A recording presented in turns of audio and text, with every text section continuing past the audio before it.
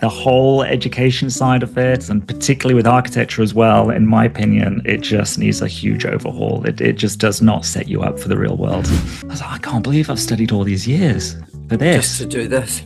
I was like, this sucks. This really sucks. And I'm like, oh my God. Suddenly I could see the margins these guys were making. I'm like, okay, well, I've got the contacts, I've got the skills.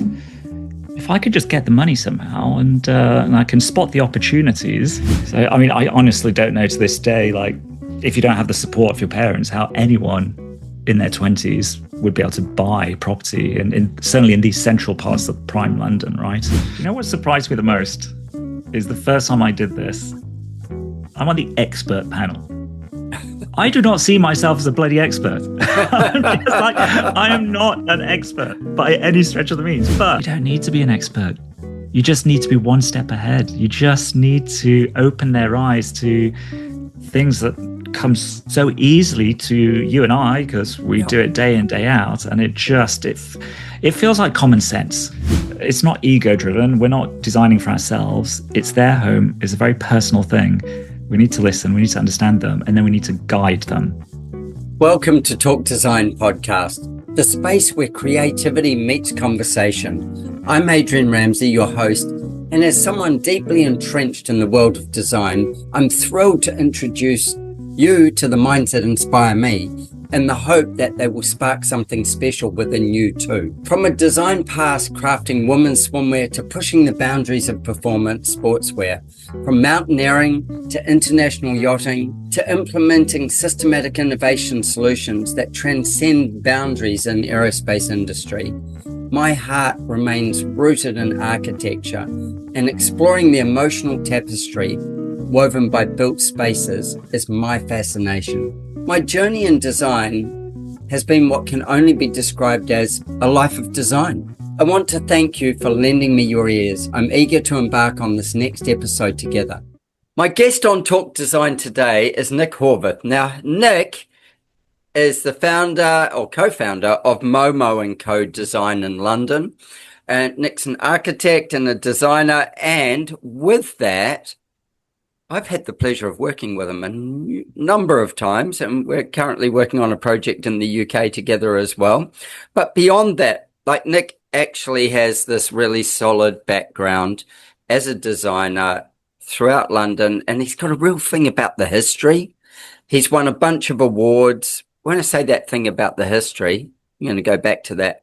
He loves the history of neighborhoods and who built what those floor plans were, what happened there. So a lot of his work is additions and renovations of homes through Chelsea, areas like that in London. He sits on the expert panel for the Ideal Home Show and also Grand Designs Live. So for those of you who don't know those shows, look them up and you'll see that Nick's a part of those. So Nick, welcome to the show, man. Thanks, Adrian. I mean, wow, when you put it that way, it sounds quite impressive, doesn't it? It does. You're more impressive than you thought. I don't see myself that way, I can assure you, but It's a good thing, probably. Yeah. Don't worry, your wife doesn't either. No, seriously, though. Good job I know you, Adrian. It is. And look, we have had lots of good times hanging out together and working together as well. So I have finally, for the audience, I've finally talked Nick into coming on the podcast. He has dodged this bullet for a long, long time, but he's doing some really exciting stuff that I want to share with you all. But we're not going to go there right yet. Nick, origin story. Tell me, this little kid who was probably reasonably unruly, how did you end up going from being a little kid to an architect? What happened? What was the journey? Yeah, so I know these things always come up on podcasts, right? And I'd love to have an awesome origin story. I don't know if I do, but let's have a go at it. Look, Let's see. When I was a kid, right, I'll be honest with you, no interest. I wasn't interested in buildings or creating this, that, and the rest. For me, it was just craft. I just loved art, drawing, sketching, design, those kind of elements. That was just my thing. I'd always be like drafting, sketching, and so on. Now, taking a step further back, my parents are immigrants. So they're both from Hungary. They left during the revolution. My dad, when the Soviets were coming through in 56. And so they drilled into me, education is the path out, right? So they didn't have that opportunity. For them, it was always about, you have to get to university, you have to get a good job, you have to have a solid career, and that's going to be your way out. Right. So I remember when I was like 16, my friends are working in like the local supermarket, stacking shelves, making a bit of money. My parents didn't allow me to do that because they would rather me at home studying, get my head down, and then and make something of myself. So you get to university years. And at the time, I was actually more interested in doing like graphic design, or let's do computer animation. Toy Story had just come out a few years before that. So I was like, oh, that's really cool. And I love dabbling around with all these things. But then, of course, my parents are drilling into you, got to get a career. You've got to be a doctor or a lawyer or some credible career. So you jumped down the bottom and became an architect. Yeah, so I'm kind of like picking up the university, but the brochures. Okay, what courses are going on here? What could I do? And architecture cropped up. So I'm like, okay, well, all right, I'm kind of good at maths and these things. You need to know that, and I quite like design. So kind of profession that is respected, I'd like to think. Yeah. So that was my kind of entry point. And to be honest with you, yeah, no interest in buildings and the rest of it. So I went through my years and then started in practice, went to a big firm, quite commercial work. Mm-hmm. We're doing like car parks and supermarkets and office buildings and student housing. And I was like, I can't believe I've studied all these years for this. Just to do this. I was like, this sucks. This really sucks. Because you think, oh, I'll work for a big firm so I can do some impressive projects. Yeah. But when you're starting out, you just get pigeonholed into doing that kind of stuff. So I'll tell you what, I lasted 3 months. 3 months? 3 months. Mate, because I'll tell you why. I'll tell you why, because between doing in the UK, doing your part 1 and your part 2 of your architecture studies, you have to do a year out. Yep. But at the time, the minimum requirement was 3 months. That's why you lasted 3 months. I literally did it to the day. And a bunch of my mates were all off to go to Canada to go do ski season. Never skied in my life, but I thought, hell, that sounded better than another 9 months of doing what you were doing. And I'd got the bug for traveling because during my university years, I actually spent a year in Sydney on exchange at university studying architecture there as well. So I was like, okay, like this is kind of cool. This is fun. So I went off and did that. And just by chance, at the tail end of it, I ended up working with a local architect. So this was in Whistler, British Columbia, one of the biggest ski resorts in North America. And this guy, solo, one-man band, him and his dog, working 4 days a week. Because he's like, look, the reason I live here is to go and enjoy the outdoors. So, like he's trying to get that work-lifestyle balance. And I was like, okay, I've not experienced this before. I was stuck in some office in the city doing commercial work. And I'm like, this is cool.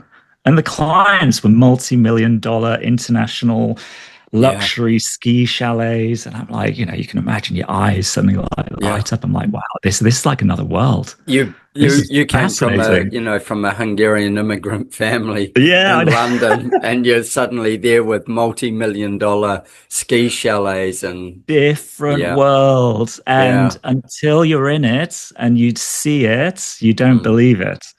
But I tell you what, all of a sudden it piqued my interest. I'm like, this is now interesting. This is fun. Yeah, right. So I came to the end of my time because my visa ran out, sadly.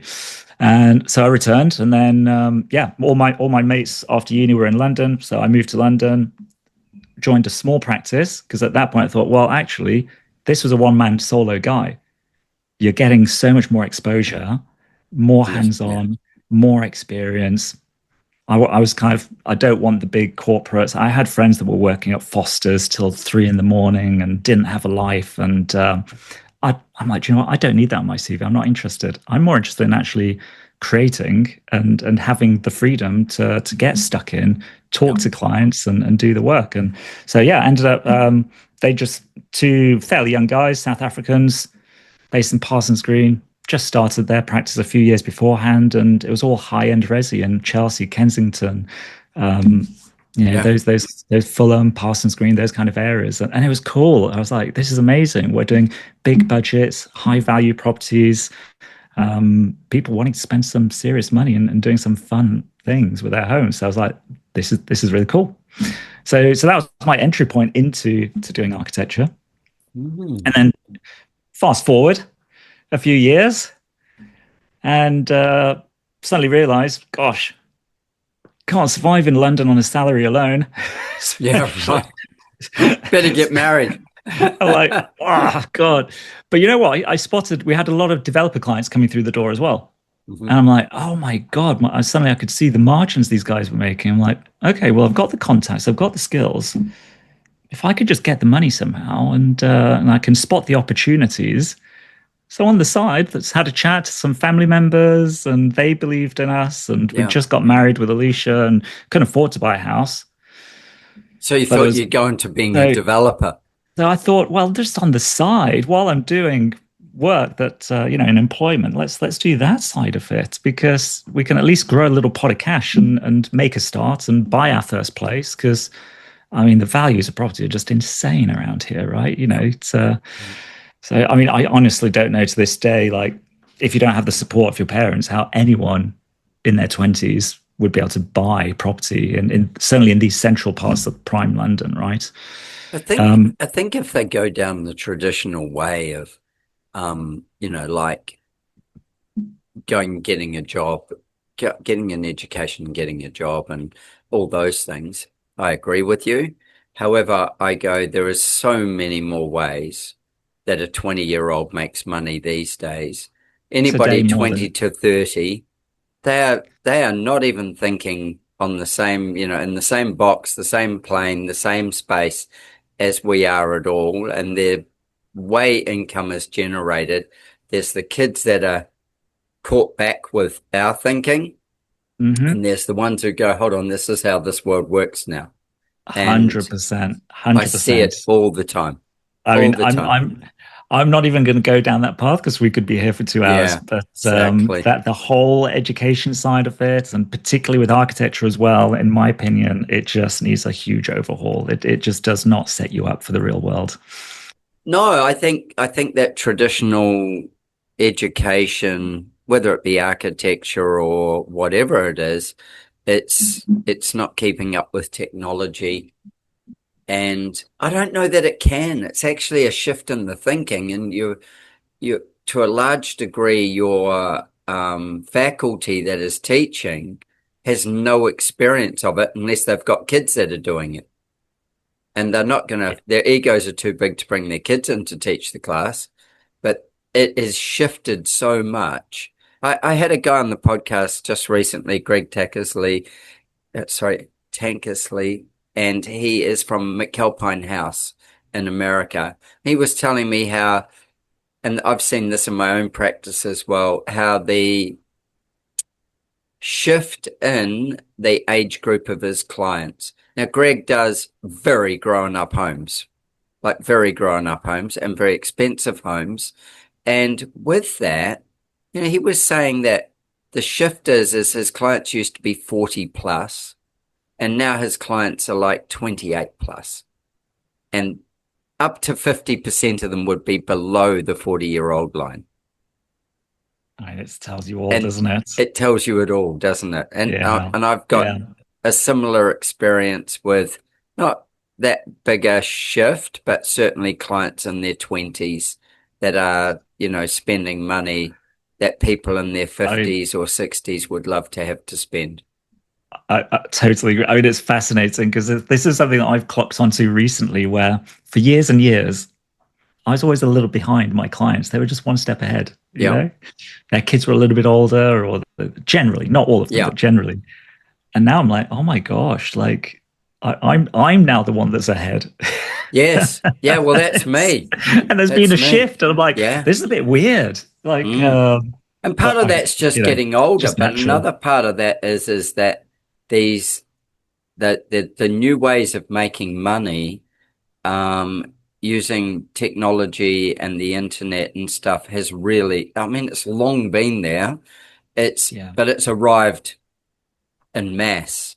And I think that when we look at marketing and stuff like that as well, this is another thing that I think that older we have a broader knowledge skill set and we are less reliant on tools. We're more reliant on our own brain power and our own adaptability. A younger, narrower, more focused, faster. And they they can pivot really quickly because they're not trying to turn around a huge machine. And if you think when you were young, you were saying, oh yeah, I was drawing 3 months. That's all I had to do. Right, done. That's it. Not going to do a minute more. And I'm going skiing because you got nothing to lose. That's it. That's it. You got no dependence. Yeah. There's nothing to lose. And at the rate everything's going, those guys who are in their 20s and 30s now, they're going to see it shift at an enormous speed beyond what we saw, and they've experienced. It's going to change again. Totally. And I think everyone's going to have multiple careers now as well, right? Our parents and the older generation was like one job for life. Yeah. One of the things that I think is really interesting, like if I looked at I'd say the last 2 years, maybe 3, and certainly looking into the next 3 years, the value of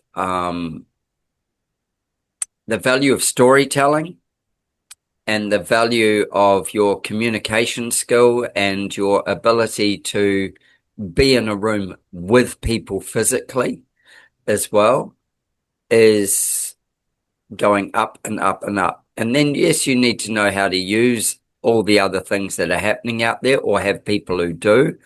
But that value of actually being able to be in a room, build community, build relationships is something that this current sort of 20-year-old generation is struggling with more than anything. So it's really interesting. There's some old school skills in there, as well as there's these new school skills. And it's like, the people who can do both and can tell stories are going to engage everyone. I mean, I think we're in a really fortunate position in the sense that we've bridged that gap. We've grown up in an analog world, but equally it's crossed over into these new technologies. So we've got exposure to both sides. Yeah. Which I think is really nice. It just widens your understanding of everything and makes you a little bit more relatable to multiple generations, I think. I think so as well. Well, look, maybe we're both wrong and we'll be, sitting up by the Thames trying to catch our fish and chips for lunch. Who knows? Oh, I should hope not. I'm getting out of here, mate. My plan is to get to your side of the world. So that's why you married an Australian, right? Well, just, half of London is bloody Australian, isn't it? Either that or South African or something along those lines. It's very cosmopolitan. Well, the really cool thing is, and I mean, we're experiencing this because we're doing it as ourselves, as working. You're doing the hard work on the project. I'm doing the easy work on our project in the UK. And that exists for you at this end of the world as well. Most people say to me, how can you have projects in other countries? How can you have projects in other states? I mean, I don't know how many times you could fit England into Australia, but a lot of times. And I have several projects in Queensland where I live, but I have projects overseas in different countries, and I have projects in 3 states. So, and I have... Actually, currently, New South Wales is going to be, I have the most projects in New South Wales, and I don't live in New South Wales. And so this is a thing again, like for you can operate here if you want. You need an architect of record, and away we go. It's easier today than it has ever been before. Mm-hmm. And as evidence of that, as you know, Alicia and I, we took the kids, we moved to Canada for a year. Yep. Yeah. We got to a point where I was just a little bit burnt out, finished like 3 really big projects and a huge property development. And I just needed a bit of a break. And at the time we were planning to go for the summer holidays. So we just thought, right. You've got to come back. Well, not quite, but I'll tell you what happened. It's like, the day after the kids finished school, like, right, we're off. And the plan was to go for the whole, 6 weeks and come back September. And I mean, gosh, I don't even remember who started this conversation. It's one of those where someone just planted the seed of, why don't we stay a bit longer? It's like, well, I can't do that. What about the business? What about school? What about all these things? It's like, well, let's figure it out. And Yeah. before you know, we've got the kids enrolled in the local school, got a 12-month visa for them, and we just said, well, let's just see what happens.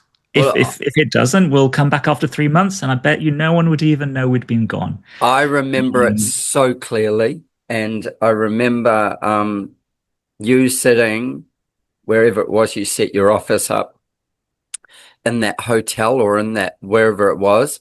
And you'd be like, oh, look, there's bears in the trash can. And you'd show me online that there were bears walking up the street.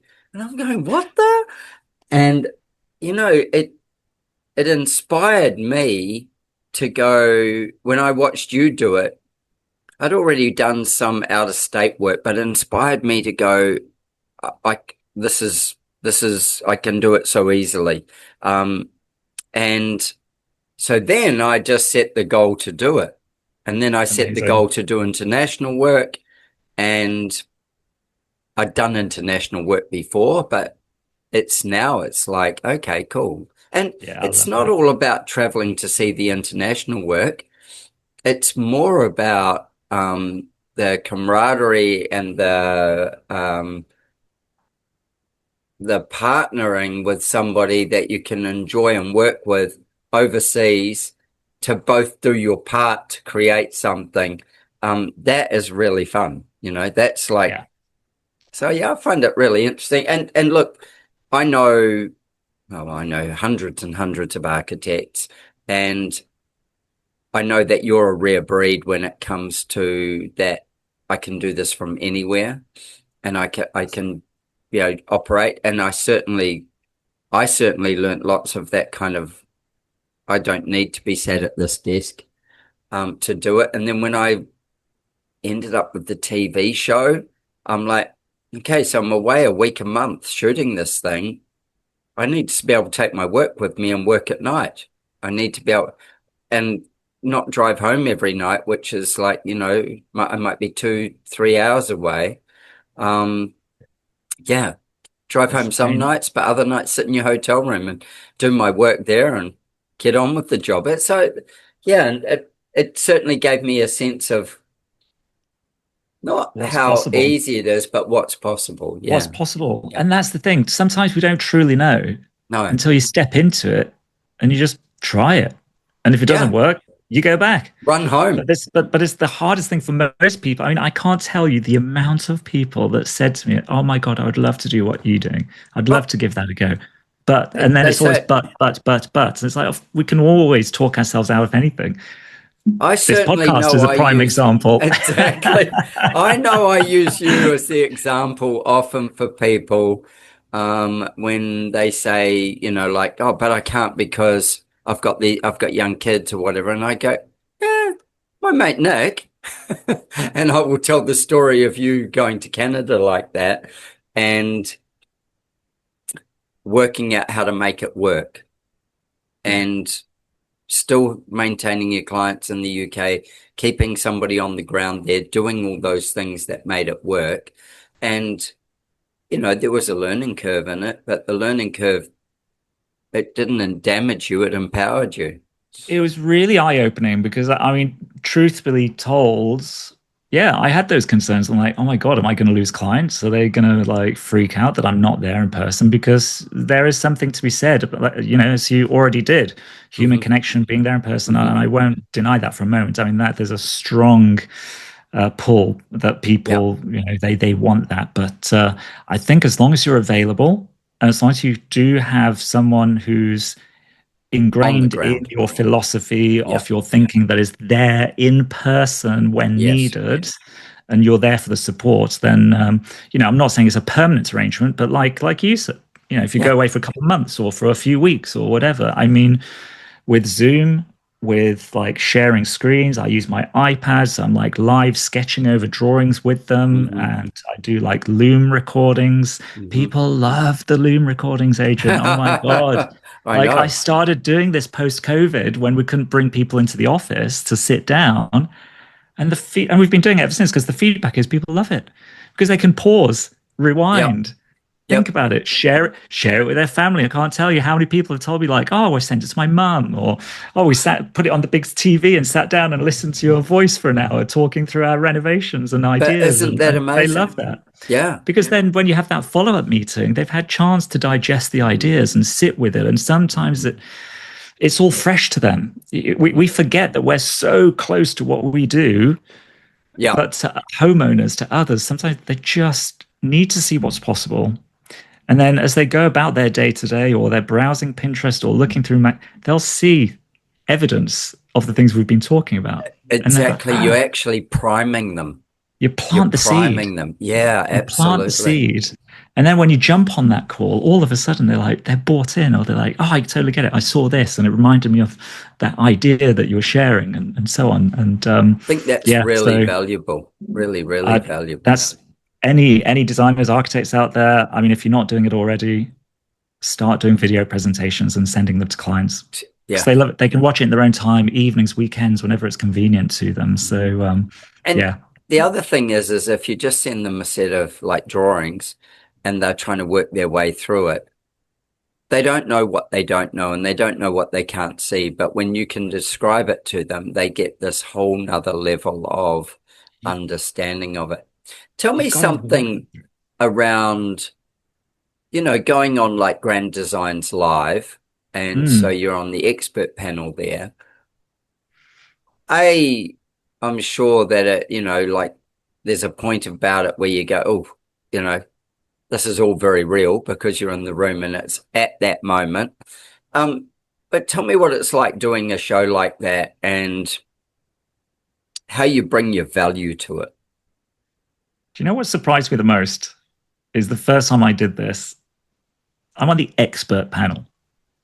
I do not see myself as a bloody expert. I am not an expert by any stretch of the means, and I was going in blind because they would book people in. It's members of the public that come to see you with their home renovations and design. And it's a national show. You have to remember, all my work up until this point has been literally within about 5 postcodes in this Southwest London area. So my knowledge and context in the real world is a little bit limited. Expert in 5 postcodes. And now I'm getting people coming down from Scotland and from Manchester and from Bristol and presenting me with their plans and all different scales of work. You've got someone who's just wanting to do £100,000 kitchen extension, and you've got someone who's got much bigger visions and so on. So I was like, oh my God, I'm really jumping in here into the unknown, and I have no idea until they literally sit in that chair opposite you. But you know what? It was fun. Because I suddenly realized, it suddenly dawned on me, you don't need to be an expert. You just need to be one step ahead. You just need to open their eyes to things that come so easily to you and I, because we do it day in, day out. And it feels like common sense. Yes, and then you suddenly realize it's not, because we're just too close to it. And every single person walks away going, "Oh my God, thank you so much!" Like I've just been talking at you for 40 minutes.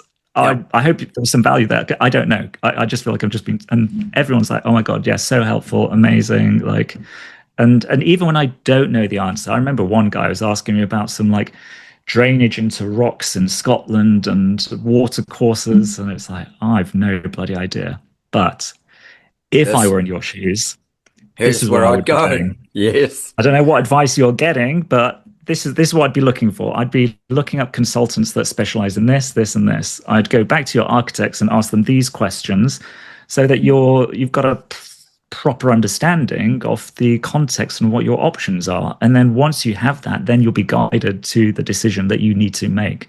And sometimes you just need to give them the path. I was about to say, isn't that just the golden piece? Because again, in this business, we unravel so many things that are in the background or in the substructure of something, that we just go, oh yeah, you need to talk to this person over this and this over this and this one this way. And that path, we take it for granted. And sometimes I know I go, who do I need first? yeah, okay, I'm gonna need that to get to that. Or, I might need to talk to that one, and then I'll see which which way I go. But because we do it all the time, we get very good at communicating with those people that are going to direct us. And then what are the things that we have to work around? What are the pitfalls? What's gone wrong before? What could go wrong now? All these things. And then how do you mitigate that? That's part of the daily job. And that's the thing. That's the thing that I've suddenly transpired to me, is that design is just one element of it. And actually there's so much more. And the key thing is being aligned on that end goal. Where do we want to get to, and what is the path to take to get to that point, and who do we need to help us along the way to get to where we want to get? So I have this thing with that, and I'm so strong on this, is our client comes to us with a dream or an outcome in mind. And our job is to understand their dream or outcome. And then our job is to work out how we can get it for them somewhere around the money they can afford to spend. And then what are the most important things to spend the money on? What are the things that are less important to spend the money on? And if we have a job where there's, no budgetary constraints, then it's like, well, what do we want? It changes it, but what do we want to show them? So design is a journey of discovery. We don't know what we don't know about them or the property, the land, whatever, at that start point. And as we go, we discover them, and they discover them, because we're opening up new pieces. So they're discovering themselves. And that's our job, is to do that and draw some pictures that make a decent foundation that the builder can work off. And their job is put it together so the person can live in their dream. It's as easy as that. It's not that easy, but it's as easy as that. Yeah. It should be. And yet here we are looking at every day all the horror stories of builds that have gone wrong and over budget and over time, and builders that go bust and all that. I mean, it should be a simple process, but and it's not. And it's not. But to that point, I think the main role that I always drive into my team, and similar to your point, is that it's not ego driven. We're not designing for ourselves. It's their home. It's a very personal thing. We need to listen. We need to understand them, and then we need to guide them, because that's what we're being brought in to do. We need to take ownership, take leadership, and guide them. It's not just presenting options and saying, take your pick. Yeah. It's actually saying, right, from what you've told me and all these different conditions, this is the direction that I'd be recommending. And I'll tell you why, for this reason, and this reason. Now, if you want to go a different route, that's totally cool. But to get to that outcome, to get to that outcome that we agreed on from day one, this is my recommendation of how we're going to get there. I think that maybe is why we have always got along. No, but I go, we both have a similar approach from that side of it, of how do we best serve our client and take them on a journey of discovery, but also bring them back to being focused on what their outcome is and managing the process to get them to that outcome. And I think that, I know lots of people that I talk to, it's not as seamless as that. But I think, with you, it's always been one of those things where it's like, I get that. Yeah, I get that. And also that ego part, like you say, we've all got egos, but it's like, this isn't, you're not building yourself a monument with their money down in Chelsea. Yeah, but do you know what though? I'm not here to say there's no right or wrong, and that's not the enemy. No. But I think it needs to be a conscious decision. And if people don't come to me because they want a particular look, right? Yes. You have some architects and designers, and that's their thing. They've got a signature look, and you know exactly what you're getting. No, for me, it's your home is such a personal thing. So let's design around that, and we'll guide you along the way. And sometimes, I mean, you've probably had this where clients come to us and they don't know what their preference is or their design, so that's the discovery process. Absolutely. So I'll often tell them, like, okay, well, let's go through a couple images, go on Pinterest, just anything that sings to you, resonates. And they won't know what it is, but we'll sit down together and we can peel back the layers and we can kind of pull it apart and understand, okay, what areas are speaking to you, and then we can bring that into the designs that we're doing for them. On that, I know you've got a couple of photos you can share, which, so everybody who's not on YouTube now, you want to be on YouTube from here on in, if you're not watching on YouTube. But Nick, has a beautiful portfolio of doing elegant, beautiful work in London, and also, I'd say, innovative work as well. Like, I used to often joke with Nick that there's probably only about 5 floor plans he has to deal with and make those work. But, there's, for every floor plan that there is in these different estates, as such as what they were when they were built, whether Georgian or Victorian or whatever, every one of them has different people with different needs that are, and different wants and desires that you deal with. So if you'd love to share some, I'd love you to share some pictures. If you go share screen, bring them up. Absolutely. And just talk us through them. And I want to also get to some of the really exciting stuff that I think is really exciting that you're doing for clients as well. Beyond 100%. Design. Yeah, no problem. Cool. All right, let's have a look here, see what we've got. Right.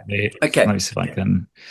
So I was going to say, tell us where this property would be, and also a bit about what the brief was, and then what we can, for the people who aren't on YouTube, tell them what you can see as well. Yeah, no worries. So very typical yellow brick, 4-story terraced Victorian building that is on every street throughout London.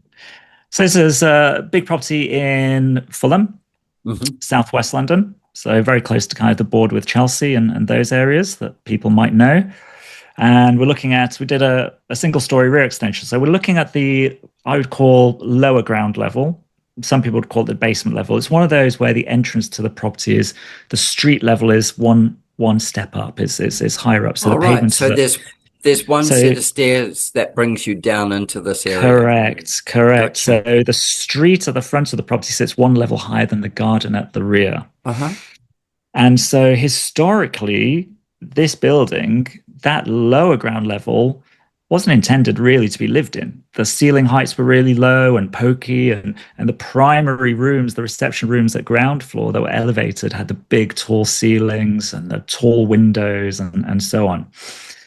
So the client previously had, this was their kind of like kitchen down here and laundry space, and they had this kind of like very old timber framed kind of conservatory that basically they just hung up their laundry in there to do it, and a very small little courtyard garden at the back. But they never used the garden. There was no clear connection to it from the upper parts, and it was a very kind of forgotten part of the house. So we needed to integrate it. And so that was essentially the brief. It was a client of mine who owns a kitchen company that does a lot of bespoke high-end kitchens for us, actually. And sadly, he passed away during the early design process, and his wife, so it's quite an emotional journey. His wife was committed to seeing it through. So we carried that vision. He designed the kitchen for this. And together we kind of mapped it out and just created what she wanted to do. Is she's got 2 older daughters that were about to go off to university, and she wanted to create this home environment that they would absolutely love being in and would come back, and she's not lost them, and keep the family together. So this primary space down here, garden, kitchen, dining. In the front, there's a big kind of TV, comfortable areas. It's the space you're going to spend 90% of your time in this house. On the upper floors, it's more formal, like, you know, you've got a study and a more formal adult kind of room. So yeah, get rid of the conservatory. We dug down to drop the floor levels because it just felt oppressive. You know, you could literally stand and touch the ceiling. So the secret to whether you're doing lower ground or basement or any kind of area that you want to get away from that subterranean feel. You know, so the way to achieve that is maximizing the amount of daylight that you're getting into the space, views and outlook out of the internal spaces, and getting really good head height. So we want to be achieving 2.7 meters and beyond, really, in my opinion. And then all of a sudden, everything just opens up a lot more, and the spaces flow through. And we introduced these crystal doors that are very on trend and have been for the last 10 years and continue to do so.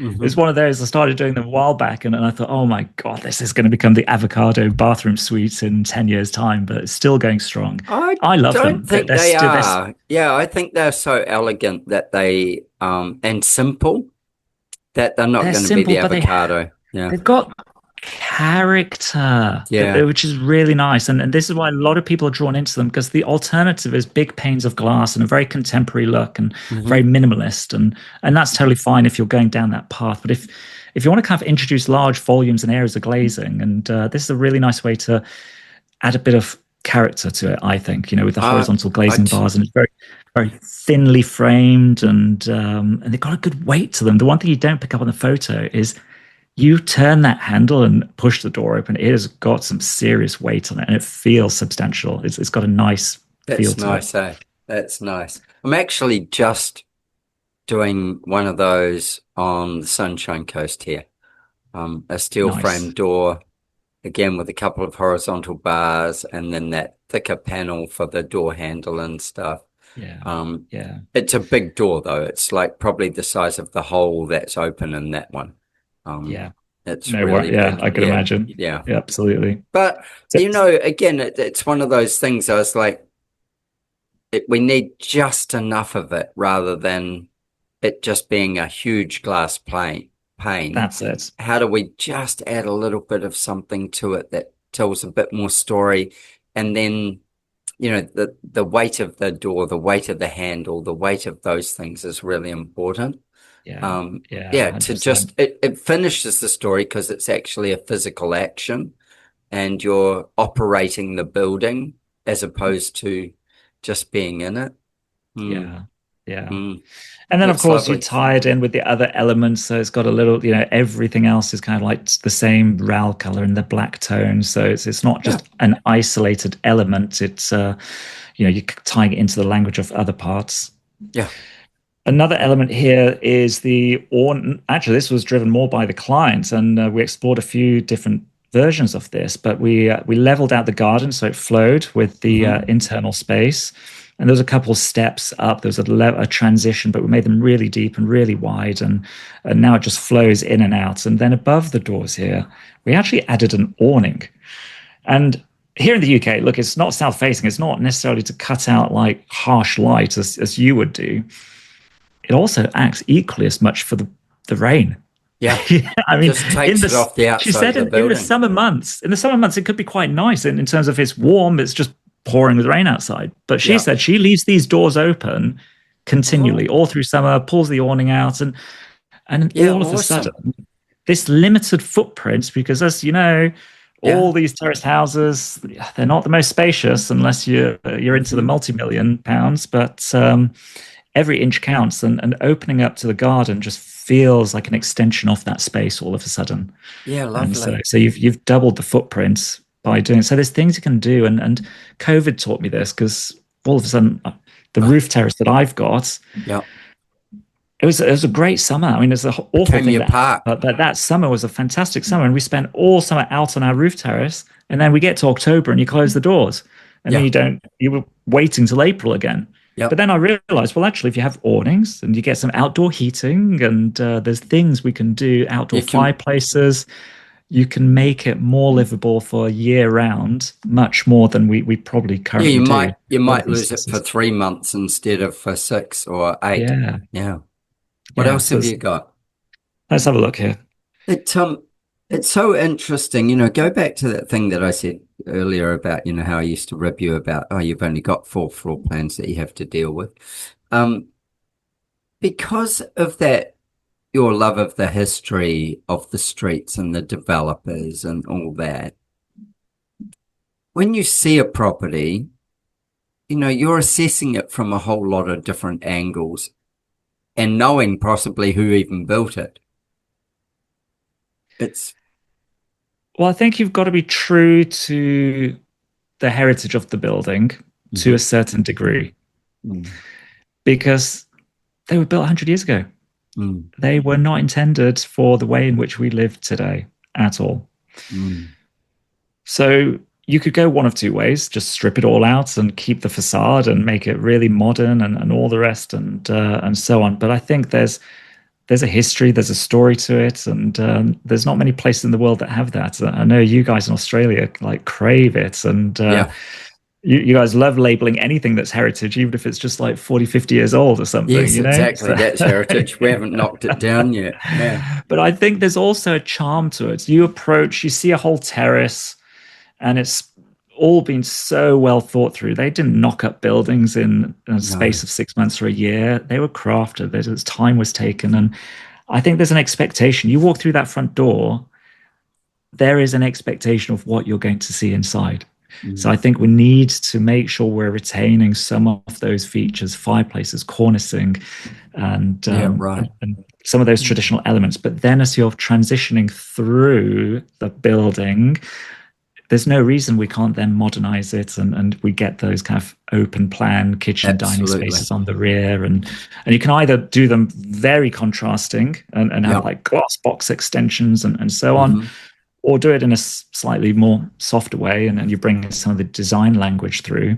But I think let's not lose sight of the fact that these were crafted. A lot of them are 100 years old, and they've got a history. More than 100 more years. than, absolutely. Yeah. I mean, I've worked on some muse houses that were built God knows when, 150, 200 years ago, and they were meant to be temporary buildings, and you strip it all back and you can see the brickwork isn't even brickwork. There's big boulders in the walls. Yeah, right, because they were just temporary buildings. They would have to be coach houses to the big 6-story stucco-fronted buildings on the squares, and at the back, at the rear, these were just intended to be like little coach houses. I mean, it was fascinating. We did a basement dig on one recently, and as we got down, in the back wall that joins onto the garden shared between the coach house and the main building, there was a little brick archway. And it's almost as though there was this secret tunnel that went under the garden to the main house that had been just covered up for all this time. And was there? It's just like, well, we didn't get, it's been blocked up. So we're like, well, we could excavate and see where it goes, but then we're going beyond the boundary of the current ownership. So because that tall 6-story building is now carved up into multiple flats, and then the muse house is now separate ownership to my client. You might end up in Sally's place, but she's 100 meters over that way. Who knows where you're going to end up? Who knows what's hidden away? But I love that. I love that. These stories of it, the way things are, like the project that we're working on together there, where we thought it was a coal tunnel that was to put coal in the house to heat this massive, great big home. But it wasn't. It's actually, he was the wine merchant, and it was pushing boxes or crates of wine into the basement of the house from the street. And you go, what? Really? That's what happened? Yep, that's what happened. It was like a track that you could pull the wine cases up. And I'll tell you what, once you know that, I mean, how guilty would you feel for not bringing some of that into the modern design? Absolutely. And you can't turn a blind eye and ignore that all of a sudden. No, right? you could totally. You could, but why would you? It's like this. Yeah, it's part of the character and the charm of these buildings, and it wouldn't be doing it good. Wouldn't service be doing otherwise. Justice, I don't think. No, exactly. Share me another photo. Yeah, no worries. Let's pull one up here. There you go. There we go. This is a more interiors shot. So Yep. not necessarily architecture, a little bit more interiors based, but just love the material palettes here. And my client in this one of my favorite clients, she's Brazilian, she's in fashion, and she was really heavily involved in everything. And so we weren't just copying the interior design trends. It was, she wanted to introduce textures. You can see the sawn cut like timbers on the island, and I loved her to bits. And I was trying to I don't want to use the word control, but I was responsible for managing this build, and we had set a budget. And she was going off pushing on it. Oh my God. Originally, we scaled the kitchen cost back because, as you know, you could easily spend anything from like 60, 80 into six figures and beyond for a bespoke kitchen in London. And at the start of the build, to kind of scale it back, get it on track. Budget. Yeah. We went for, she wanted marble. So, okay, fine. Most cost-effective way to get a nice, elegant look. It's not got punch and wow, but why don't we just use some Carrara marble, right? So that was our benchmark. That's the direction we're going. Well, sure enough, as soon as we got to the point where we have to select it, we're going together to like marble yards, and she fell in love with you can see this statutoria, and it's got the veining, and it's very impactful, and we deliberately ran it up the vertical face behind the on the back run there, because seeing it on a flat plane versus vertical makes such a difference. Two different ways of experiencing that stone. And do you know what? At the end of the day, I was like, it's your home. As long as I'm making you aware of this is the cost difference and all the rest, I'm not going to hold back, because the worst thing on any build is we compromise everywhere, and we tick the boxes, and at the end of it, you feel like, brilliant, we've kept it on budget, tick the boxes, but there's no joy. Yeah. You've taken the magic out sometimes. I want my clients to put the key in the front door, walk through that threshold, and just be in love with their home and so glad that they've been through this journey. So I'm a big advocate of saying, look, let's pick 2-3 things we know is a little bit naughty, is going to stretch the budget. We can find other areas to economize, because that is what brings you joy. You're going to see it, touch it, feel it every single day. And that feeling and that emotion, that's what we're doing this for. It's your home, right? Yes. It's not a spreadsheet. It's not a box ticking exercise. We don't want to feel that we've compromised across the board and the joy's just been sucked out of it. Right? We don't want to be living in regret. I always say to all my clients, the last thing I want for you is moving into your home, and in 2-3 years' time, you're sat there thinking, God, I wish we would have done this. Or why did we not think about doing this and the rest and all of it? That would be the biggest failing, isn't it? We got the budget perfectly right on the head, but we lost the magic along the way. Yeah. And it's a game. So this one I allowed because I was like, do you know what? This has real value. It's a big impact. It's an area of the house that you're going to, it's beautiful. You're going to see this every single day that you're in this home. So there's areas where I think it's 100% worth it. And then there's other parts of the house where I'd push back a little and I'd just be like, okay, do you really want to do it? It's especially now the way costs are going. Sadly, I'm having more conversations around costs than ever before. And I think we all are, Nick. I think we all are globally. We have to be more strategic about it and really focused. Where are we going to create the biggest impact? And what's going to really change the way in which you live in this house on a day-to-day basis? Yeah, that's my kind of philosophy around it. Yeah. This wine fridge here was a Gaggenau wine fridge that she saw in the kitchen showroom, and she fell in love with it and just insisted she has to have it. And I can't remember now; it's something crazy like £10,000 or something. I was like, fine. Yeah. I always do the same. I'll argue really hard for your budget for you, but I'll give in. I will argue, but I will give in. It's your money. At the end of the day, I will make it work for you. But I will argue for your budget. Yep. That's part of my Yeah. job. Part of my job. 100%. Yeah. Yeah. But also it's guidance ultimately, right? So Yes. we're all grown-ups. They can make their own decisions. Yeah. But we're here to Absolutely. guide that process. So at least it's a conscious and deliberate decision rather than something that you sleepwalk into and drift into, and someone's not there holding your hand and guiding it. And then at the end of it, wow, you're all of a sudden 100%. 100,000 pounds over where you thought you were going to Mm. be, and you're blindsided by it. Yeah. And So you're stressed by it. Absolutely. that's what we ultimately want to avoid. Yeah. Um, Rather than showing any more photographs, I want to talk to you about what you've done when you've set up a new program to help clients or to engage people in a different way, really. And this is something that I know you and I have talked about for several years, about this way of how can you use your skill set to help people beyond just the few that get to employ you. And I think that it's like there's many things with it that make a difference. But you've set up a program called Build Ready. Can you take us through why first? Actually, yeah. Why? Who is it for? Would be the first thing, and then why have you developed it? What's your purpose? What does it do for the people who you're going to offer it to?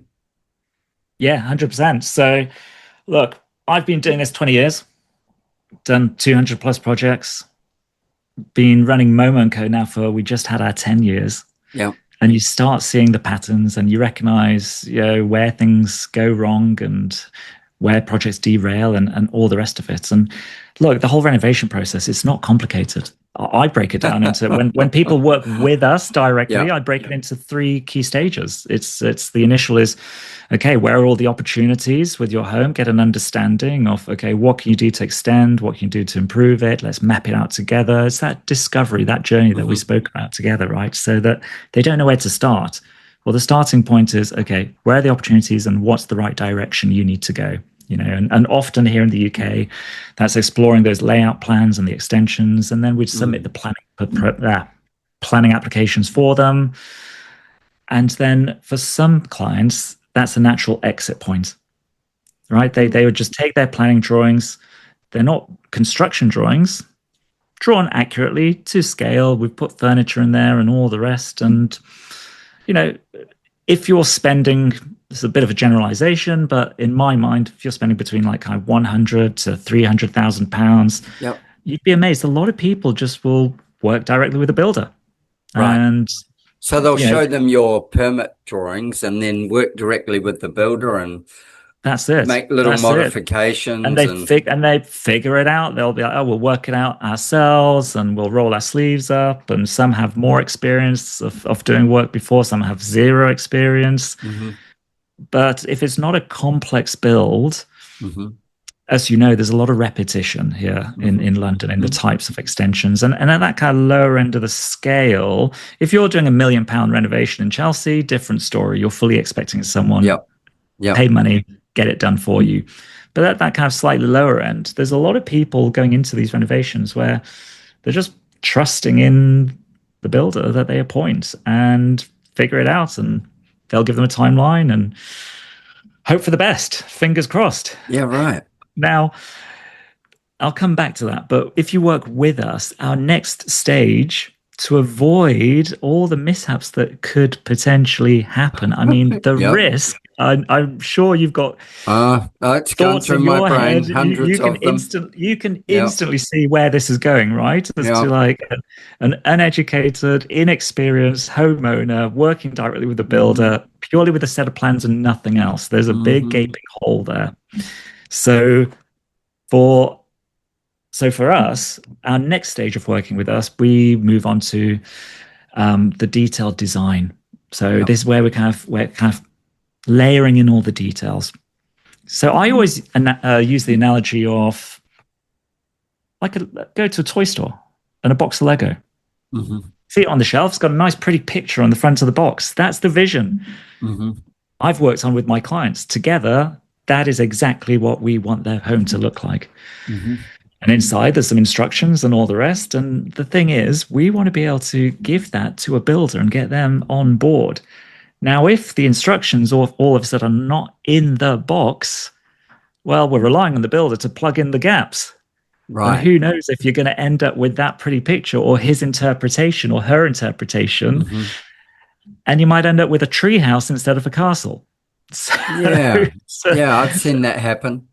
And often more so than that, I've seen, a good vision be destroyed by a builder because they've got input that isn't actually clear to the client. And the client, if I give you a jigsaw puzzle and you pick up one piece to examine it, you're not looking at the picture, you're looking at a piece of a puzzle. The context. They've not been a part of all the conversations prior. Yeah.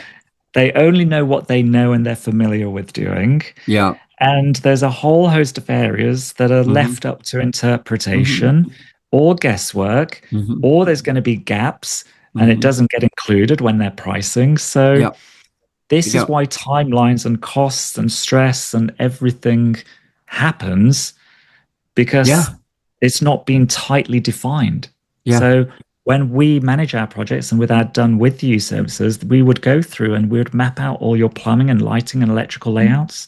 We do have bathroom designs, kitchen designs, construction drawings, and probably the most important document out of all of these is the scope of works. So it's literally an Excel spreadsheet listing out everything. So we're crystal all clear the specifications. So the builder knows exactly what is expected of them in this build. Yeah. And therefore, going through that process, you're reducing your risk because now everything is tightly defined. You can change your mind during the build, that's fine, but everything is accounted for, or hopefully 95% of it is accounted for, right? Yeah. And then we're not going to get all these sudden extra costs that crop up, or halfway through the build, you turn up and you walk onto site and realize, oh, hang on, well, that's not quite what I was expecting. And it might be something as simple as they've gone and put white plastic light switches and sockets everywhere. And you wanted some beautiful brushed brass ones. Yeah, or whatever it was. But the conversation was never had. And now all of a sudden you're doing your whole house and white plastic costs you like a couple pounds, a couple dollars. And the brushed brass plate is like 30, 50 or more. Now on a single item, no big deal, no biggie. When you've got 100 of those, well, now it's a few £1,000s of difference. At least. And you're halfway through a build and now you're having that awkward conversation. And of course, the builder's going to say to you, like, yeah, I can do that for you, no problem. It's going to cost you this.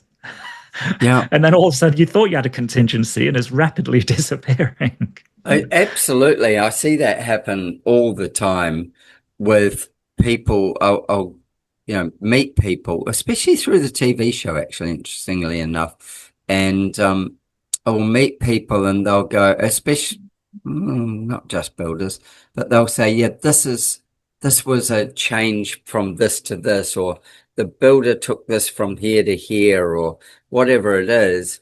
And so they're actually making an excuse for their property. Yeah. And I'm like, doesn't matter to me, but I am interested, I'm curious. I'm like, so where did it go from this point to this point? Oh, okay, I can see what happened then. And just even like, and I'm talking about multi-million-dollar builds this happening.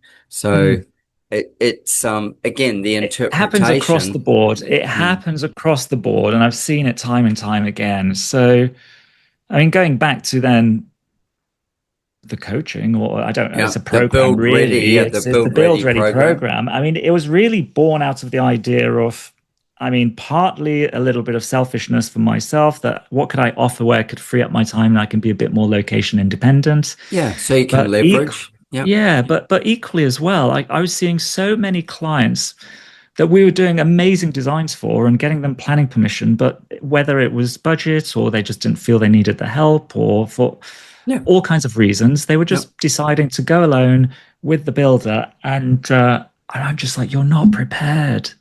And anyone who's gone through a build will know how many decisions you need to make. And I it say to is my clients, there's that frightening. point when I'm going to ask you a million questions and you're going to have to answer them in a week. Yeah. And the idea is that I don't do that to you. I ask you a million questions over 6 months, and we tick them off as we go. And if you change one here, I know the impact back there. Otherwise, there will be points, no matter what I do, there will be points of overwhelm where you're going to feel like there's 100%. so many. Absolutely. Yeah, and you're under Absolutely. pressure to give an answer. Under pressure, and also not realizing the consequence upstream of the decision, potentially of the decision that we know and we can spot. So we've fallen in the hole before. Absolutely. So what I'm trying to do is, as part of that stage, is we're trying to front load a lot of those decisions so that by the time you're on site, it has been thought through. And you're not pressured to quickly place an order because we've looked at the kitchen and the bathrooms and things, and you're not hoping that you have to get some tiles that are in stock. Yeah, with Build Ready, have you got anything you can share on it so that people can go, oh, I can see how I could work with this, or I can see how this would bring me big value. And obviously they are involved in their project beyond, wanting green walls and, a yellow ceiling or whatever the hell they want. Yeah. They're involved in it to the point where they're taking an active part in the execution of it. And what you're doing is being a guide, I suppose, and also setting them up for success. That's right. Where the idea is to try and eliminate as much of the risk as possible, as much of the confusion, and to give them the best possible chance of getting the outcome that ultimately they're after in the smoothest possible way. There's always going to be bumps in the road, but let's try and make it as easy as possible, because at the end of the day, I want it to be fun. And for a lot of people, you're only going to do this maybe once. So you want to do it once and do it right. So Build Ready, 5-week program, short enough that I'm suggesting it's for people that have just submitted planning. We're waiting for the consent to come through. You've got 8 weeks for the council to decide. Let's make use of that window before you commit to talking to builders and putting a spade in the ground. And it's a big investment, and there's a lot of things that can go horribly wrong. So is it would it only be useful if you lived in London or in the UK? Or? Well, this is the interesting part. So we're just rolling it out now, based heavily on the most immediate demographic, because that's the areas that I know. However, there's no reason that we couldn't slowly roll it out further nationwide, and because there's a lot of similar elements, right, that are going on. Absolutely, yeah. There is the nuances of every marketplace, always, but there are some if you're going to build, I don't know, a dog kennel. If you're going to build a dog kennel here in Australia, or one in the UK, or one in Germany, or one in France, or one in the US, it's a dog kennel. And it's going to have a certain number of things and a number of pieces and another number of functioning items in it that is going to make it work. And this is really just a bigger thing, that the path is going to be the same, but regulation may shift it around as to the path that you've got to follow. I know, just working in, say, New South Wales versus Queensland, some of the little bits of this and bits of that I have to go through in one state that I don't have to go through in another. And also we have different terminology in different states. We have what they call a building surveyor when we're in Victoria, versus here we'd call it a certifier in Queensland, and in New South Wales we call it a certifier. So just different language, and down different there they nuance. Talk in squares which Yeah. is an odd measurement. It's not square meters, it's squares. And it relates to, But there's a relative thing, but it's yeah, like square but feet to square yeah, meters, you know? yeah, different nuance, different language, but the overarching theme, there's a lot of Same thing commonalities. happens. Yep. And that's what we're doing with Build Ready. Let me share my screen, Yeah. Okay, go and for it. we've got to. I've simplified this down into a magic model that makes it really easy to interpret Yeah, cool. what we go through with our clients on this journey. So let me I'm do this. fascinated to see what you've done with it, but also who it best suits is the most incredible thing, because it's those people who want to be doing their own thing, or they want to be involved. So take us from the top, Nick. Yeah, absolutely. So we spoke about this before, Yeah. right? The target. So what is the goal here? What ultimately are we looking to achieve? So this middle triangle here, Yep. this is the goal. This is what I want people to be able to do. I want them to be ready to build, and I call it properly. Yep. What does that mean? Well, it means no guesswork, no surprises, ultimately no regrets. Nice. Those are the things we want to avoid. This is the stuff that keeps people awake at night and frightens homeowners. So often, what's stopping us from having the ability to be build ready? Well, we've touched on a lot of these things already, right? So it's all the gray areas. So all these reds are the areas that aren't clear. Right. So there's gray areas. There's only three of them. There's only three. So there's gray areas, there's things that are missing, not included. And so there's no conversations around that. So we don't want gray areas. We want to go from that to actually the greens on this model is what we want. Miss. Yeah. We want to have nothing missed. How do we ensure that nothing is missed? Well, we need to define the scope. Yeah. Right. Let's go through it. Yeah. And I do this with my clients. I have I do as well. Yeah.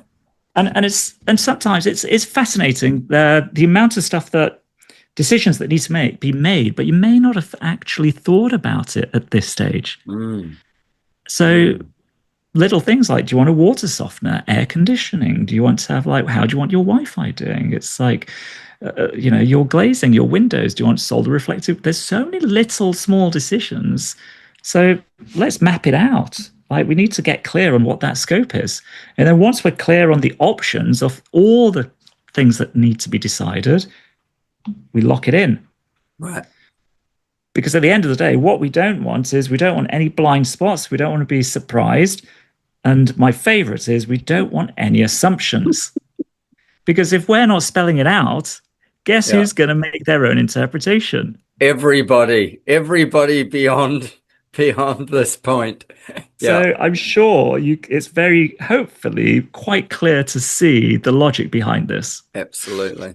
Yeah. So once we've got nothing missed, well, that's one part of the three. That's pretty cool. We're kind of quite clear on the direction we want to go. Well, what's the other thing that sometimes goes unknown that people aren't aware of? Cost. Budget. Yeah, cost. What's it going to cost? We might have a rough idea or a feel, or what are we really getting into here? Is it possible to build what I want with the money I've got available? Well, this is an interesting thing, isn't it? I've never had a client that I've had clients who can afford to build a lot more than they have, but I've never had a client who has guessed their budget. When I say guess their budget, they've said, I want this, and this, and this, and I'm allocating $1 million to that, or whatever the number is. And I'm like, okay. Yeah, let's see if we could get there. Exactly. And I have a bunch of tools to work out how do we get there. Yeah. That's exactly what this part is about, because what do we want to do? Well, we want to go from budget uncertainty to having budget clarity. Yeah. So how do we get budget clarity? These blues, these three elements here is how we get clarity on this. So first of all, we need to get aligned. And this little diagram, this little symbol here is the idea that this element is the build cost. A lot of Right. people seem to forget that your There's total a budget, project because cost. we want to know our total investment at the end of Yeah. the day, right? That's what we want to know. So there's a whole load of extras Hmm. that we need to consider. Professional fees. Do you want some furniture for your new Council home? fees, Council so many fees. things. Yeah. There's so many additional costs, contingency, Yeah. rent if you're moving Yeah. out. So we want to factor it all in and just make sure we're aligned. Yeah. So let's measure it against some past projects, or you get a QS in if you want more accurate costing. But let's see, just high level, where's this sitting? Yeah. I'm not expecting it down to the last dollar or penny, but broadly, where is it sitting and are we aligned? So it's getting some insight on that.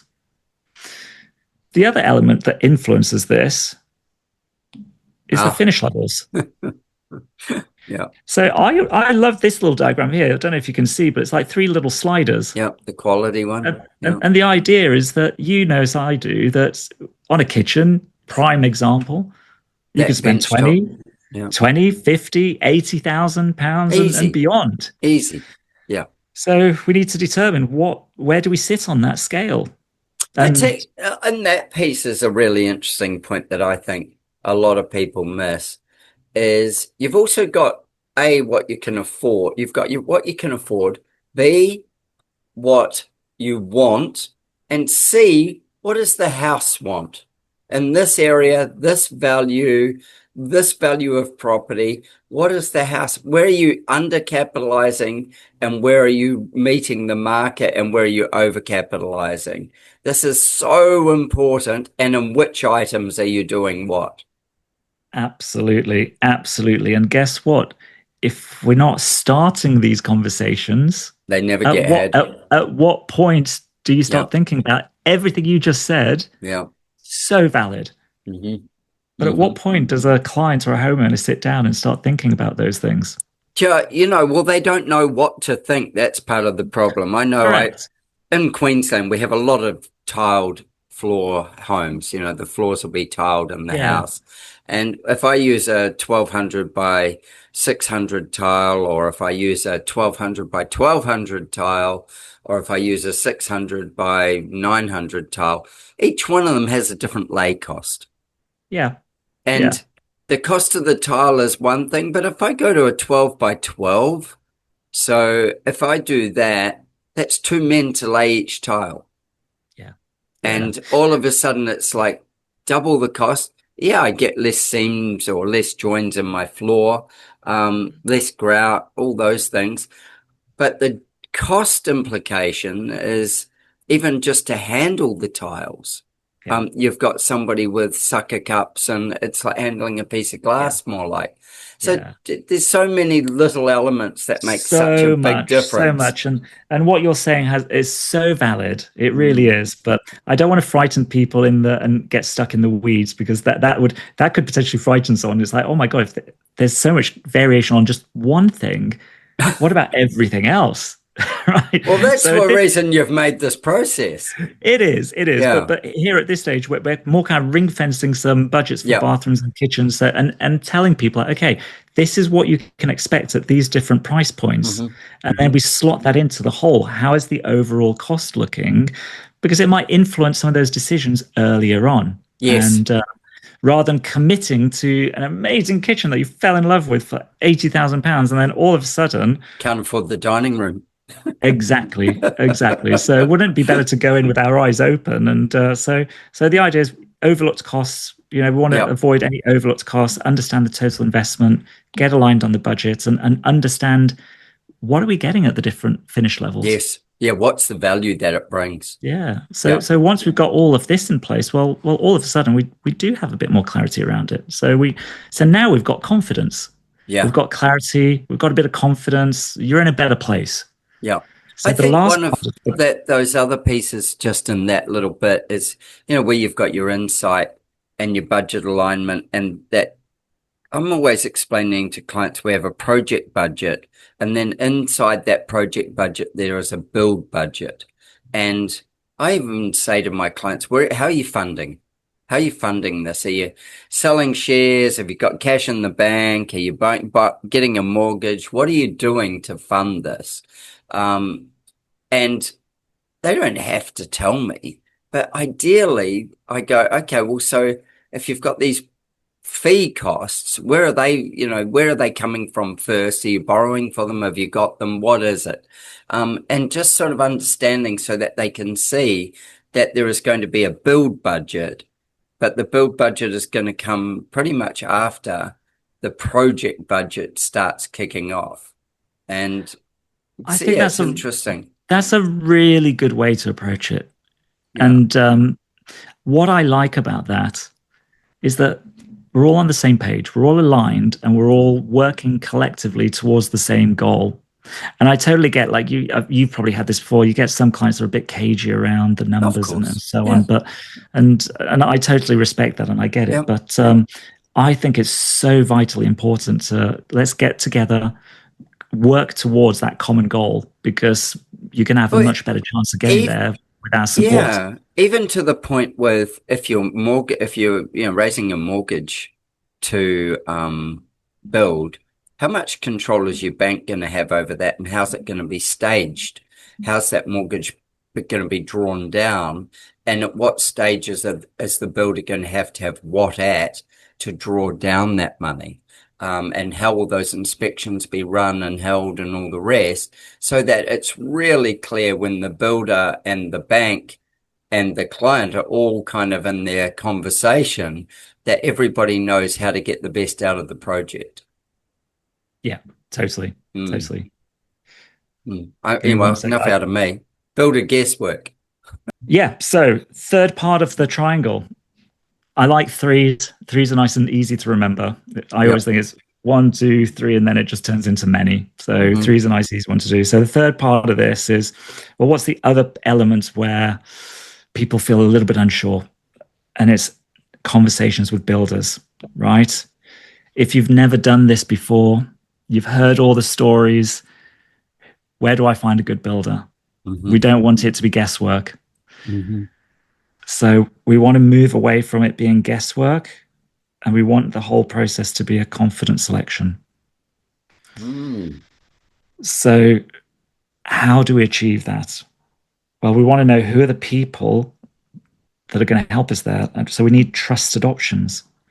So we obviously have a network of builders we know and trust and can share those with our clients. But in addition to that, it's not just your builder, it's every other person that's going to be involved in your project. Who are the reliable suppliers for your bathrooms, for your kitchens, for your flooring, and all these elements? Because I tell you what, I'm sure you've experienced the same. How many times have you had a subcontractor drop the ball on something, and then the subsequent knock-on effect, you're just pulling your hair out? And these are the headaches we want to avoid. So we want to make sure we've got some trusted options and good people. You say about that. I was with a friend of mine who's a developer, big projects, vertical projects, multi-story buildings. And he was saying to me, he said, I have witness points. And I said, you have what? And he goes, I have witness points. And I'm like, Rob, I've got no idea what you're talking about, mate. What's a witness point? And he said, well, I'll give you an example, Adrian. I'm like, okay. So they come in and this is a vertical building. So you might be 12 stories, 16 stories high or something. And they're luxury apartment buildings. He goes, all the waterproofing's done for all the bathrooms, everything. He said, I flood the building for 3 days. And I'm like, what? And he goes, I flood it for 3 days. For 3 days, I flood every wet, waterproof surface. And then we measure how much water is still in there, and we look for every leak that could be available to us. And I'm like, right. And he goes, well, if I have to pull a bathroom out, it could be hundreds of thousands of dollars. But if I find it then, it might cost me, it doesn't cost him anything. The guy comes back and fixes it. But it's far better to nip it the bud there, isn't it? Jeez. And I went, wow, I don't do that my builders aren't even doing that in my homes that I'm doing. And I'm like, I'm going to ask them to from here in. Adrian, I do not want to see headlines I of know. you flooding your clients' homes. flood the home. Oh shit, it's gone everywhere. But it makes so much sense. And he It gave me a whole does. lot of other examples of it. In Does. his case, you could be a penthouse apartment, and if it floods, then you might ruin 10 apartments below it. Yeah. But, and just even in a single home, who tests it? Who checks it? And how do you know that it's done properly? And in our case here, we have a certifier or a building surveyor that ticks it off and says, yes, I've inspected it, but they haven't tested it. And so, multi-million dollar, it's nothing for a client to spend $4, $5, $6 million on this build. And that's, 3 million pounds at least. You start going, is my builder doing these things? So it's really interesting when you just say I tell you trusted builders team is so important. And that beautifully leads me on to the next stage, because you just made me think, wouldn't that be a great question Yeah. to ask? How When do you're you do talking these to builders, things? if you've never done it before, what do you want to find out? What would be helpful to know? What would be useful to understand about how they operate, how many job sites they do, who are their subbies, who's on the team, where are the, what overheads are you paying for? Is it a one-man band? Is it a bigger outfit? Do you have a site manager and a contract manager? Is it a solo guy? Yeah. All of these things. Yeah. So, and just exactly as you pointed out, that would be a great one. What do you do to ensure the quality? How do you check things? Yeah. Do you flood the building? Yeah. It is so, isn't it? Right.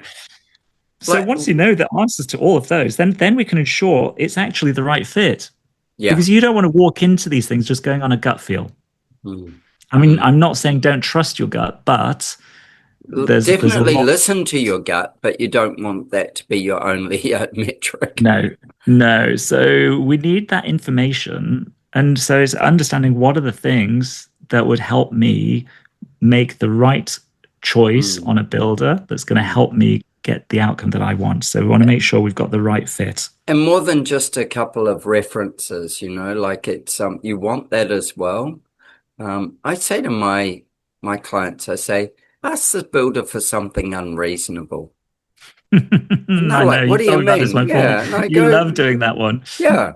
Just we're dating. Ask for something unreasonable and see if they say to you, you know what, we could help you with that. However, it would be an additional cost, or we'd have to look at how we could do that. Or if they just go, yeah, we'll do that for you. And if they're going, yeah, we'll do that for you, then you want to be very, very mindful of when the pressure goes on. So it's not about trapping them or anything. It's just seeing how they behave when you're asking for something that you should be paying for. And if they're brushing it under the table, red flag. Exactly. Red flag. It's just like dating. Doesn't it feel so much better to find out these red flags before you've committed yourself and started paying them cash, and you're 2 months down the line, and all of a sudden it's just, I've got another 6 months of this hell. Or worse than that, you find out, like I've had happen to clients of mine before, that the builder's stealing from them and, running another project on the side and stealing materials off the site, and they fire the builder. And now no builder wants to take on the project and guarantee the previous work. And if they do take it on, they won't guarantee the previous work. And that previous work is more than likely to be foundational work that is got to be either tested, redone, or risked. And I go, some people think, I'll fire them. Yeah, good luck. Trust me, you put yourself in a world of hurt if you're there. It's like when you recruit somebody into your business. If they're a senior person in your business, you recruit them in, they probably start to deliver value in maybe 3 months if you're really lucky, maybe 6 otherwise. And they're costing you a lot. The whole team's sort of all jury's out. Everybody's watching. If you get it wrong, you probably put yourself minimum a year behind, but probably 2 on your goal. And in a building, it's way worse. It's way worse. Yeah. And when you put it that way, I mean, doesn't it feel like a heavy decision to make? It is. It is. It is a heavy decision to make. Does their communication style match yours? Does their documentation style match what you need? How do they do all that? And if you don't know that and you can't get comfortable with it and get clear with it, don't step into the arena, because it's your wallet and absolutely and their integrity that you're going to be playing with. That's it.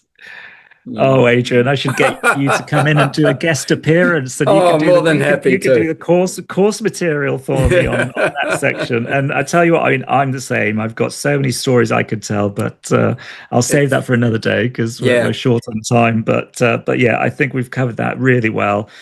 And the idea is that at the end of that process, we do one final review with them to go through everything that we've covered, and then that way, we're just ensuring you're going into this eyes open. Yeah. We've avoided everything we've spoken about. We've gone from grey areas. Now we know we've got nothing missed. We've got clarity on the budget, and we know exactly how to talk to the builders, what we're looking for, what we need to get in place with the contract before we start the work as well, getting clear on how's the payment structure, what are their insurances, of all the kind of legal aspects being sorted out. So we do a final wrap-up review. We call it a confidence check.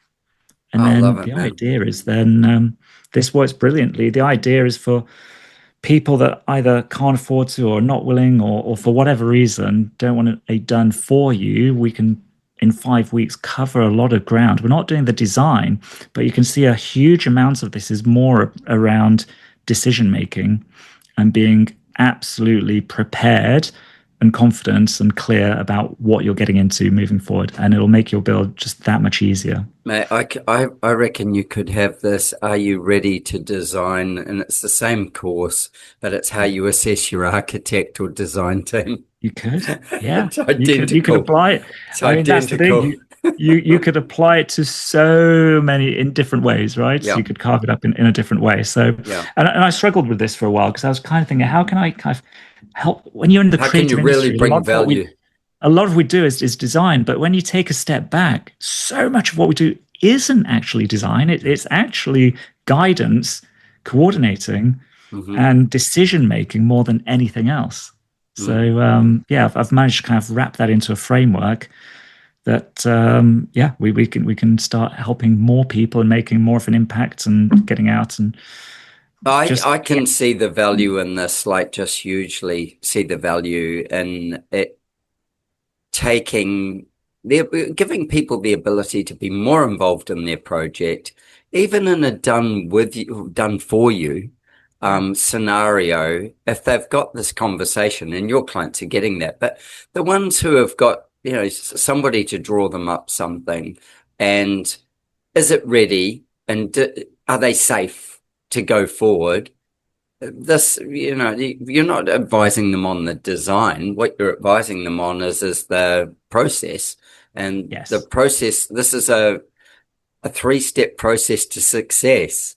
That's right. And that's the difference, because if you get any piece of that missing, you don't get the success is certainly not guaranteed, and it is more than likely, I would say, 80 to 90% compromised. Exactly. Almost guaranteed. And, if you can afford to have Nick come and just do work for you and all the rest, then great. But if you're doing it yourself, if you want to manage your own project, well, yeah, man, I just think it's brilliant. It's brilliant. Well, I'd like to think so. So we're putting it out in the world. And I think my take on it is even builders would probably be quite glad if they got a homeowner, if they got a client or a homeowner coming to them and they have all this locked in. It makes the builder's life much easier as well. We're not having to have those awkward conversations. So not just the homeowner that benefits, but equally the builder. And look, all those financial aspects that you worry about, and overrun and cost and time. I'll tell you what, if all you're of that up. married, if you're married and you're a couple and you're doing this means that you're covering off the weaknesses that either of you has with something formalized, so that you've both got your eye on the ball to take yourself forward. Just that alone goes without saying. It makes for a better life and a happier marriage and a happier everything. It gives you a process that you can trust and see. And I mean, Nick's made this work for years. Yeah. Nick, I know you've got pressing engagements. Thank you so much for sharing that, man. I really, really appreciate it. We will post how you get hold of Nick. And if you want to be in the Build Ready program, I don't know how many spots he's going to have available, but it will be something that would really be useful. And if you're a professional out there, just as a builder or even an architect or a designer, the Build Ready program could be for you as well. I'm serious, because just learning process and, like good, solid process that is tried and tested is something the industry needs, not just those people who've got a set of plans that are ready. Yeah. Fully agreed. We've seen it for years, Nick. I've been doing this for 25. God. You've been doing it for 20. Well, that's it. It. It's the same patterns, the same stories, and life never ceases to amaze me. Yeah, a lot of heartbreak, and then, there's a lot of moving parts. So, mate, thank you for your time. You're very welcome. Looking forward to when we're going to catch up again. Won't be far away. Oh, 100%. Either here or over there. We'll be crossing paths before we know it. Very amazing. Soon. In the snow, hopefully. Oh, that'd be good. Cool, amazing. Man. Thanks, buddy. Good to chat. Talk soon. Cheers, mate. Absolutely. Thank you for tuning into our conversation. I hope it left you both informed and inspired. Don't forget to subscribe wherever you listen. And please don't hesitate to share your design thoughts with me. It's always a joy to hear from you. If you're like me and crave a deeper dive into design thinking, coupled with a love for travel and adventure, consider one of my architectural adventures. Join me and some of my wonderful design friends and embark on a journey of a lifetime. Apply for an unforgettable design experience at adrianramsay.com. With our clients spanning the globe, I firmly believe behind every great project are great people. If you're a great person and seeking to turn your dream into a reality, I'd be honored to design your home with you. Why not join the ranks of our exceptional clients and let's make your heart sing? Reach out to me at studio@ardesignhouse.com. That's studio@ardesignhouse.com, and let's get a conversation going and make your heart sing.